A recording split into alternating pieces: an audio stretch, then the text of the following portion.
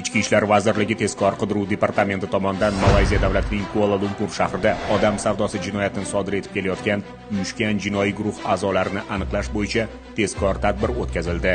1971-yilda Tojikiston Respublikasida tug'ilgan ayol mazkur uyushgan jinoiy guruhga rahbarlik qilib, o'zining O'zbekistonda yashovchi jinoiy sheriklari orqali Telegram tarmog'ida Kuala-Lumpur shahridagi restoranga yangi xodimlarning ishga olamiz sarlavhasi ostida e'lon joylagan.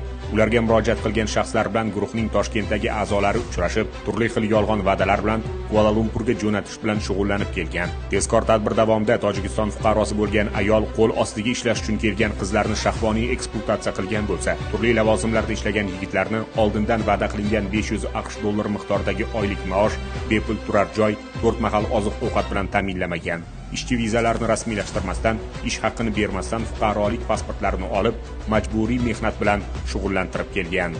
Ayni vaqtga qadar ushbu jinoiy guruhdan jabr ko'rgan 8 nafar shaxslar aniqlanib, holat yuzasidan Jinoyat kodeksining 135-moddasi 2-qismi bilan jinoyat ishi qo'zg'atildi va tergov harakatlari olib borilmoqda.